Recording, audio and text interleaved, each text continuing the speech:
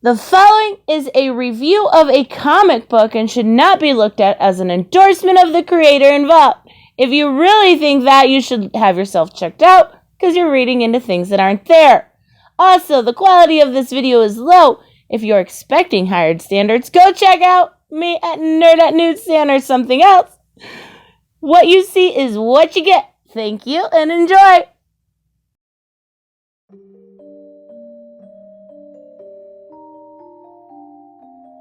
Hey guys, StarCraft here, and let's wrap up this primer to Christopher Priest's run with the remaining issues of his Justice League run, which, like I said, do tie in somewhat to his Deathstroke run.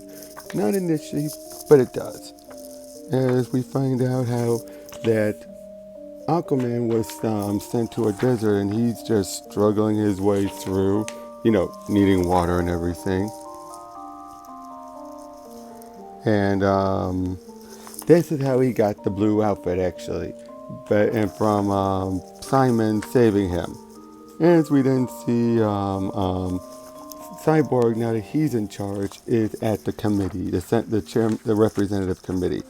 Meanwhile, the Justice League of America, which was going at the same time, are trying to help out dealing with a train crash and everything, as Cyborg is still trying to keep up with everything, about, you gotta take our word for it about Batman and everything. Jessica's still hung up about everything with Batman and kissing it at him and everything. We're just seeing how things still seem to be going not so well in public opinion, although they are really some of them are liking Cyborg, others not. John Jones is there in disguise as he's talking with Cyborg, as they're still trying to worry about dealing with the fan, and they end up heading down to the same place as the JLA and helping them out.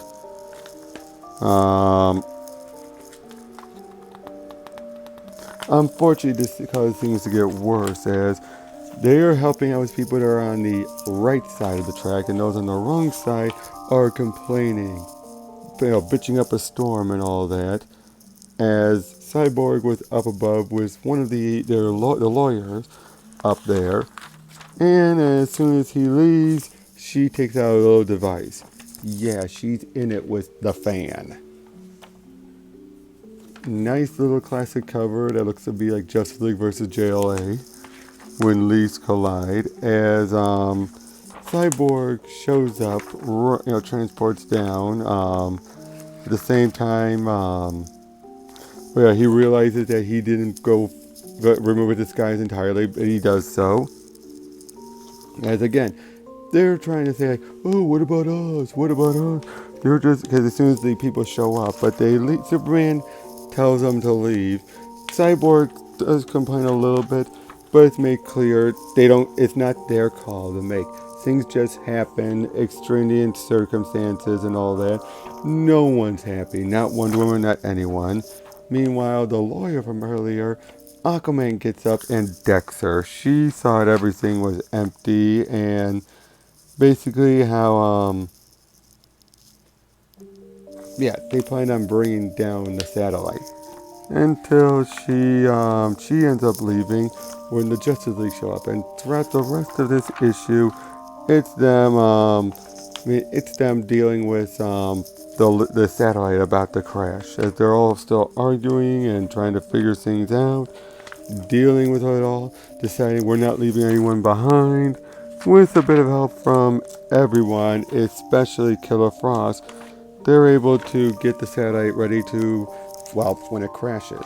Now we get into the Deathstroke tie-ins, as we deal with the Red Lion, a villainous counterpart to alternate universe version of Black Panther. As Simon and Jessica are still flying back from an adventure, she drops the bombshell, she kills Batman, and Simon is left stunned. We see Red Lion, Matthew Bland. He's hiring Deathstroke, who doesn't want to be involved, but he's taking the money anyway. Bunch of these other warlords are heading towards the remains of the Justice League satellite. As we start to see now, Superman is trying to talk, and it's showing again the complications without picking a side. We have a moment where Barry's suggesting we should have had Vixen here, and Cyborg takes it like, "Oh, what? You mean I can't just leave here and how about that talk with other black people?" To which Flash points out, "Dude, she's African. That might have helped." To which Cyborg's like, "You're right, man. Man, I'm tanking this." And they're arguing. We see Aquaman makes his way to one of the fans, a good guy, who was one that we saw in a flashback earlier who had gotten paralyzed. He is a legit fan who helped out with the LexCorp thing, and he's completely not in the know. As Red Lion and his military make their way, and they want that ship. As we see some of the representatives from earlier are like, find out what Bland wants. Diana is feeling like, we can't just leave this here and all that. Meanwhile, back in LexCorp, the fan makes his way there for one of the backup transporters, to which Batman is there.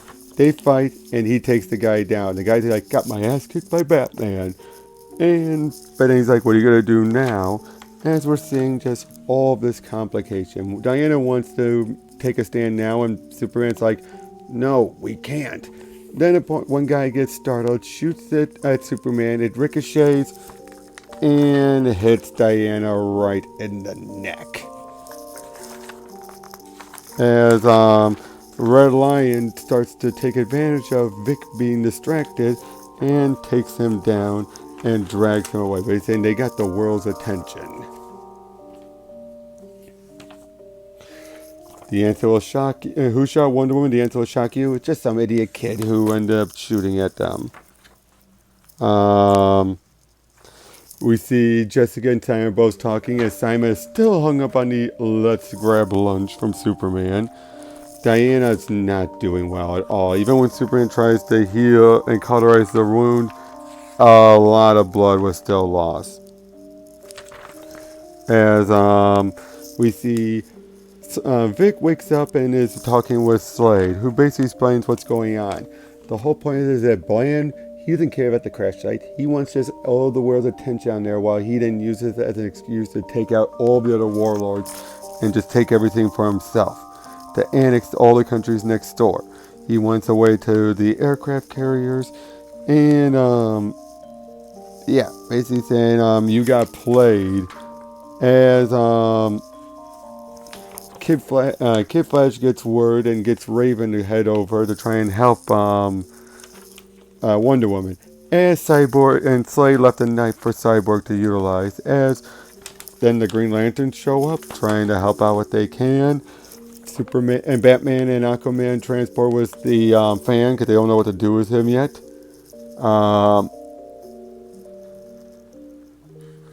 As we see then the Red Lions making a TV announcement until Vic shows up, decks him, and basically says how, yeah, we got this. As they're still trying to figure out what to do. All this stuff happening in Africa, we should be able to help them out. As they're all arguing, they have the fan nearby in the truck. Then Deathstroke kills the fan. As he's basically saying, like, sorry, I just did what you guys didn't have the stomach to do.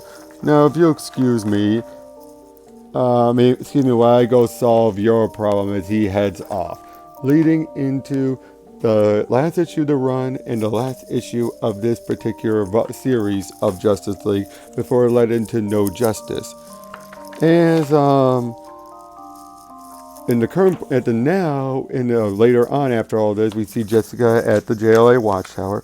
As then we see the League are about to confront Deathstroke, and basically he's calling him out saying, hey, this is a dangerous place. Don't tell me you're not relieved that the guy's dead. And all that.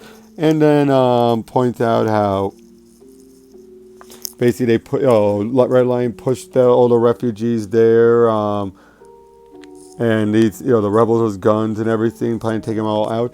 But then Cyborg calls Slade out saying, you help me. It's clear you aren't his friend and Bland's friend. You don't want this to happen either, but you can't break your contract. So basically, they'll work on something to figure things out. Meanwhile, Raven is helping Wonder Woman heal as she's getting visions of Thanatos, the god of death. Meanwhile, now the League are fighting Deathstroke, getting some identity crisis vibe all of a sudden. As in this fight with Wonder Woman fighting for her life, the League are facing everyone until it's just him and Cyborg. As they fight and Deathstroke seems to stab and take down the entire League, which causes everyone to leave. Meanwhile, Diana is finally healed. As they head on out, we also find out how Red Lion's like, not what I wanted. Hey, I said defuse the situation. I did. Then Wonder Woman shows up, decks Slade, and then everyone reveals how we needed to disperse the crowd. So Deathstroke defeating the League spooked them enough. Then I love this bit then of Cyborg basically saying Cote d'Ivoire, Guinea, Liberia, Sierra Leone, Kazakhstan, a bunch of other nations. Since Cain and Abel, the human race has been victimizing others for personal gain. In America, we do it with politics. Here, they do it with guns. Place ideology over humanity now. What is the League's ideology, and whom are we willing to kill to force it on these people? Guys, there's a huge difference between stopping a bank robbery and changing human nature, no matter what choices we make. We can't change what's going on here. Accepting that fact may be the League's toughest challenge. In other words, there's just some things you can't force without crossing the line. Then we see later on, Simon finally has that lunch with Superman, and he just thinks like, "You're firing me, so why don't you just do it? You know what? I'll just save you the trouble," and just walks off. While Superman's just like, "Oh well." We deal with the kisses. Jessica goes to see Batman. Selena's there. This is while he was engaged to her. And basically find out, oh, no harm, no foul. Oh, come on, let's just chill out like ladies. We see Cyborg and Batman talking. Cyborg gets a bit of a hit on Batman as they still continue on. But at one point you even have Superman arrive saying, "I used to wonder why great bands broke up. Money, ego, Yoko Ono, a mess." Then we see Wonder Woman is flying around Africa, just making a point. She's doing runs erratically in intervals, just making a point to Red Lion. As we then see Vixen show up with Jessica as they head off, and we just lead into No Justice. Overall, this entire arc was very interesting, showing off some of the complexities as Christopher Priest can do it. Tying it in with Deathstroke at the end felt a bit necessary to wrap things up since he had No Justice coming out. I don't know if he knew this the whole time. Having the fan be the way it was and questioning, did Batman know that the guy was going to die when he brought him to Africa? Maybe, but they never answer that, and that's good. And just so much of this entire arc, was just showing the complexities without making a definitive statement, aside from without changing the League, because Priest could have, but he didn't. He just basically wrapped it up saying how there's just some things the League can't do, and we have to accept that. And the fact of the matter is they'll make mistakes and all that stuff, and by the end of it all, people are still appreciating the League. And thanks to Deathstroke, they were able to get out of a messy situation without any more hurdles. And yeah, and also Red Lion, you'll see more of him in the Deathstroke stuff. Interesting character. I actually like having a villainous T'Challa around. So yeah, that's the end of this little two-parter. Tune in for the rest of the episodes as we go over finally Christopher Priest's 51 issue series of Deathstroke. Catch you guys then.